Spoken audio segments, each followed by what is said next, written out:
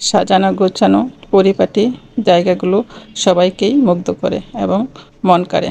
আসসালামু আলাইকুম ভিউয়ার্স, আপনারা কেমন আছেন? আলহামদুলিল্লাহ, আমি ভালো আছি।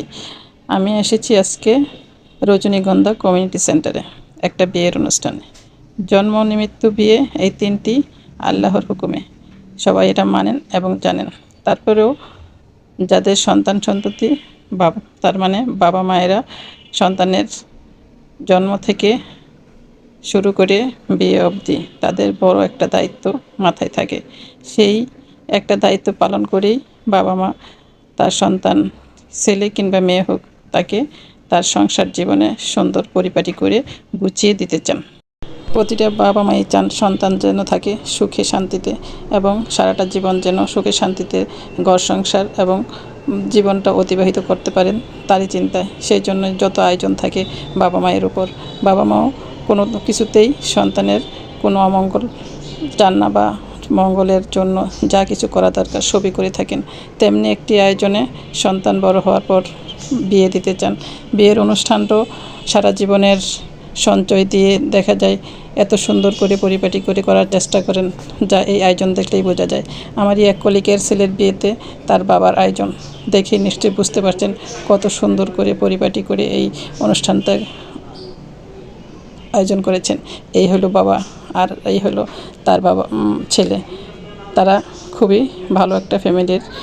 সন্তানকে ছোট থেকে বড় করতে, লালন পালন করার যত আয়োজন থাকে সবই বাবা মা দায়িত্ব নিয়ে করে থাকেন। তাদের মনের মধ্যে সবসময় একটা চিন্তা থাকে সন্তানকে কিভাবে বড় উচ্চ শিখরে দেখা যায়।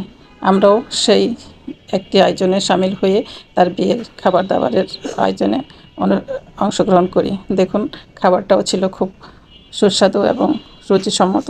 সবাই মিলে আমরা গিয়েছিলাম, খুব আনন্দ করেছিলাম।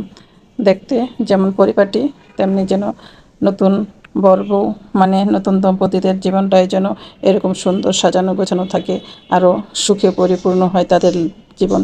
এই শুভকামনা করি এবং দোয়া করি আল্লাহর দরবারে, আল্লাহ যেন তাদেরকে তাদের দাম্পত্য জীবন অনেক অনেক সুখের করেন। আর যে বাবা মা এই আয়োজনটি করেছেন সেই বাবা মাকেও জানাই অনেক অনেক কৃতজ্ঞতা, কারণ তাদের আয়োজনের জন্য সন্তান কখনো বলতে পারবে না যে তাদের আয়োজনের কোনো কিছু কমতি ছিল। বাবা মাও সুখে থাকুক, সন্তানও সুখে থাকুক, এই শুভকামনা। এই বিবাহের আয়োজনে এলাকার অনেক গণ্যমান্য ব্যক্তিবর্গ উপস্থিত ছিলেন এবং সবাই খুব বরকনের জন্য দোয়া করেছেন। সবাই ভালোভাবে অনুষ্ঠানটি উপভোগ করেছেন। তো বন্ধুরা, যারা আমার ভিডিওটি দেখছেন সবাই লাইক কমেন্ট শেয়ার করে দেবেন এবং আমার পাশে থাকবেন, আমার জন্য দোয়া করবেন। আল্লাহ হাফেজ।